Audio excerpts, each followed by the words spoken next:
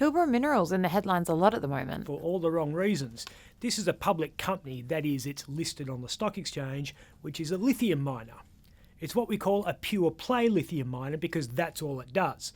Heaps of other companies mine lithium. IGO is one you may have heard of, and then there's Mineral Resources. Your day at MinRes starts now.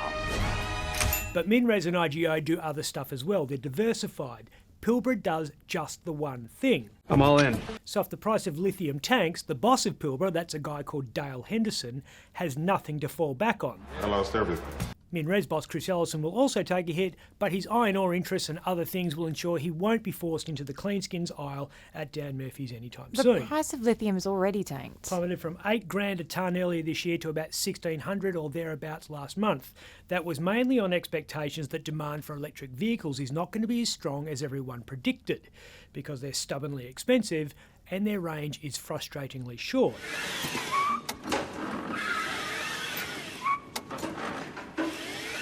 Pilbara is dominating headlines at the moment not because of the lacklustre lithium price per se, but because of a thing called short selling. Most people buy shares hoping the price will go up. Blue Horseshoe loves Anaconda Steel. Short sellers invest in their stock hoping the price will go down. That doesn't make sense. And you're already starting to look confused. Why would you buy a share that's going to go down? Because you haven't actually bought the share. You've borrowed it from someone for a small rental fee, and you've agreed to return the share at the same price or close to it at some time in the future. You then sell the share at the prevailing market price and hope like hell that the price falls between that moment and the time you have to return the share to the original owner. Because if you sold the borrowed share for, say, $10 and then you buy it a short time later for $8, that's a 20% profit. So short sellers in Pilbara Minerals are sitting back hoping the price of lithium falls and therefore the stock price of the company falls. But not just sitting back. They're actively talking the stock down. They're on share trading sites like Hot Copper bad-mouthing the company. One guy tells another guy something, and then he tells two friends. And they tell two friends, and they tell their friends. Telling everyone why Elon Musk is full of shit because nobody wants a Tesla. Go f*** yourself. The big institutional short sellers will issue formal reports littered with charts that explain why a particular commodity or company plundering that commodity is going to have problems, all with the aim of driving the price down. But what if it doesn't work? And the price doesn't drop? Yeah. Or goes up? Yeah. You're screwed. Holy shit. For every dollar the price goes that way, your bank balance goes that way. Here's the real danger. If a lot of people are shorting a stock and the price starts to climb, there can be a rush to buy the shares on the open market. To limit their losses. If it's worth $10 when you borrow it and suddenly it's worth 12, then 13, you might want to buy at that price even though you're going to lose your shirt. Guess you won the shirt off my back. Because you're worried it might go to 20, which means you will lose your pants as well.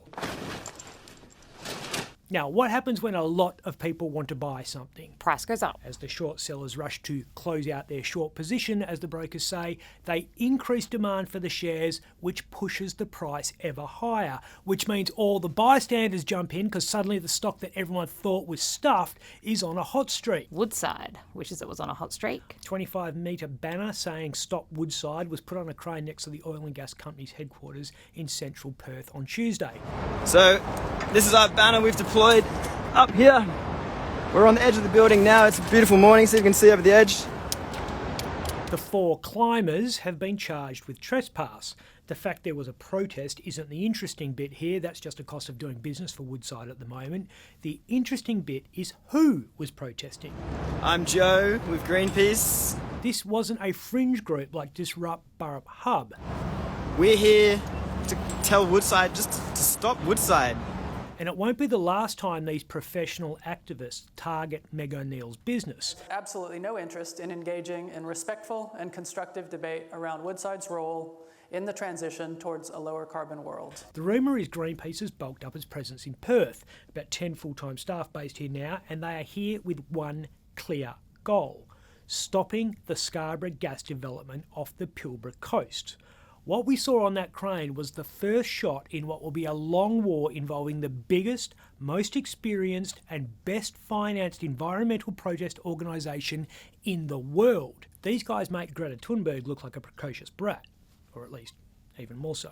How dare you! And they're bringing the Navy. The Rainbow Warrior. Game on. Game on! Game on! I'm Ben Harvey.